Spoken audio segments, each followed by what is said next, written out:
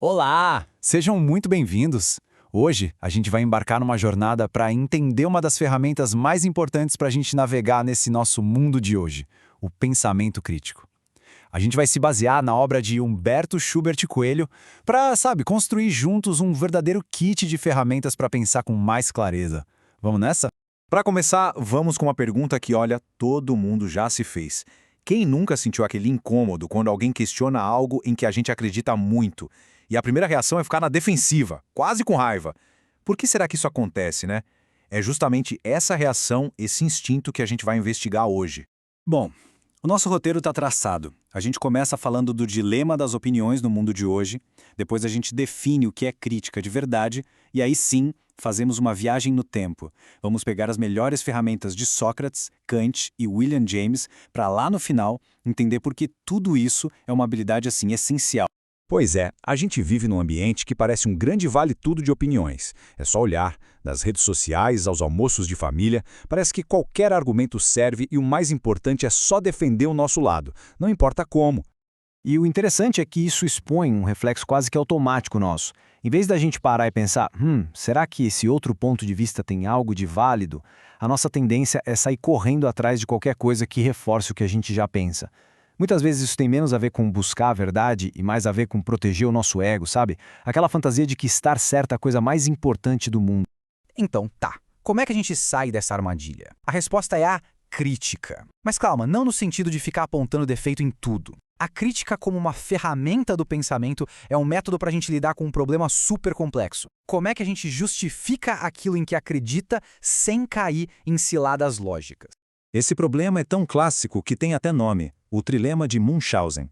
Basicamente, ele mostra que se a gente tentar justificar tudo, a gente acaba num beco sem saída.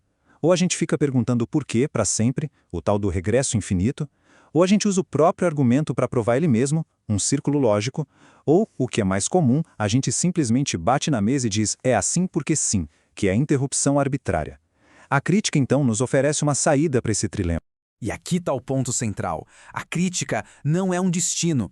Não é sobre chegar na resposta certa e pronto. É um processo.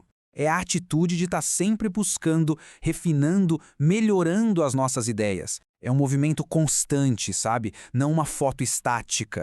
E para começar a montar o nosso kit de ferramentas, nossa primeira parada é lá na Atenas Antiga. É lá que a gente encontra Sócrates, o nosso primeiro grande mestre na arte de investigar as ideias. Vamos ver o que ele nos ensinou. Sócrates nos deixou 3 ferramentas poderosíssimas. A primeira é a maiêutica, que é a arte de parir ideias, de ajudar as ideias a nascer através de perguntas. Depois vem a dialética, que é o exercício do diálogo para testar essas ideias. E, por último, a famosa ironia, que, como a gente vai ver, não é bem o que parece. E essa citação aqui é simplesmente brilhante, porque ela mostra o ponto exato. A ironia de Sócrates não era para zoar ou diminuir a outra pessoa. Era uma técnica super elegante para, de forma educada, mostrar as falhas, as contradições no argumento. Era um jeito de forçar a pessoa a olhar de novo para as próprias crenças. Agora, a gente dá um salto de séculos para frente e aterrissa com Immanuel Kant. Se Sócrates ensinou a gente a olhar para fora, para as ideias dos outros, Kant fez uma revolução. Ele virou essa lente crítica para dentro, para nossa própria mente. Essa frase do Kant é... uau! Muito poderosa. O que ele está querendo dizer é que a gente precisa das duas coisas para entender o mundo. A nossa experiência, as nossas intuições, sem ter conceitos para organizar, é só um caos cego. Por outro lado, os conceitos, as ideias, sem a experiência real para preencher, são só palavras vazias. Então, a grande lição de Kant para o nosso kit de ferramentas é a autoconsciência. Para fazer uma crítica de verdade, a gente precisa primeiro entender como a nossa própria mente funciona, quais são os filtros, os limites dela. É só pensar nas bolhas de informação de hoje. Kant já estava nos alertando. Antes de julgar o mundo, a gente precisa entender o juiz. A nossa última parada é com o filósofo e psicólogo William James, que traz uma visão bem diferente e, olha, muito prática. Para ele, o valor de uma ideia, a verdade dela, está nas consequências. Uma ideia é verdadeira se ela funciona no mundo real. É uma lente ótima para a gente avaliar as coisas. Que consequências práticas uma certa ideia ou notícia gera?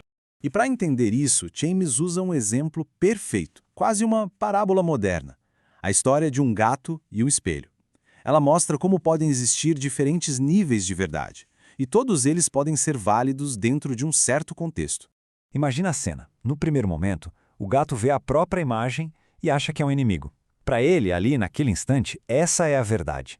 Mas aí, com o tempo, ele percebe que aquele outro gato não ataca. Ele chega numa segunda verdade. Ah, é um gato inofensivo. Essa nova verdade é mais útil, funciona melhor para ele. Mas aí entra a perspectiva humana, o terceiro cenário. A gente tem uma verdade mais completa. Aquilo é um reflexo da luz. E o mais legal é que essa explicação não anula a verdade do gato. Para ele, continua sendo um ser inofensivo. Só que a nossa verdade é mais abrangente, porque ela consegue explicar as percepções anteriores. A verdade, nesse sentido, é progressiva. A grande lição aqui não é que a verdade é relativa, no sentido de que qualquer coisa vale. Não é isso. A lição pragmática é que existem níveis de verdade. Algumas são mais funcionais, mais úteis e mais abrangentes que outras. A verdade do cientista sobre o reflexo é mais verdadeira porque explica a do gato e não o contrário. E olha, se essa forma de analisar ideias interessa, já aproveita para curtir esse nosso papo e seguir o canal Pneuma BR para mais conteúdos assim. Isso muda totalmente o jeito como a gente encara um debate, né? O objetivo do diálogo crítico não é provar que a percepção do gato está errada. É talvez convidá-lo a fazer parte de um cenário mais completo, uma visão de mundo que funcione melhor para todo mundo. E fica a pergunta: que outro cenário daria para adicionar à história do gato? Deixa ideia nos comentários e já ativa as notificações. Bom, estamos chegando ao final da nossa jornada. E agora a gente vai juntar todas essas ferramentas e ver como elas se aplicam na nossa vida, na construção de algo que vai muito além de ganhar discussões, uma autoestima mais crítica e mais saudável. Pensa bem. O diálogo gentil de Sócrates, a autoconsciência de Kant e o teste prático de James. Juntos, eles formam um kit poderosíssimo.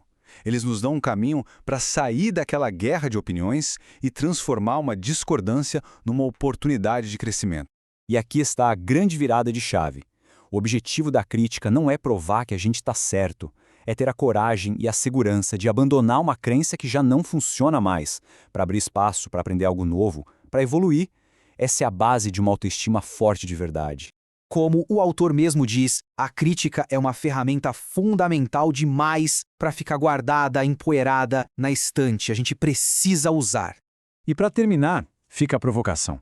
Assim como o gato no nosso exemplo, qual crença, qual verdade pessoal, cada um de nós estaria disposto a levar para a frente do espelho hoje, para um exame com um olhar novo, mais honesto? A resposta pode ser o começo de uma grande descoberta.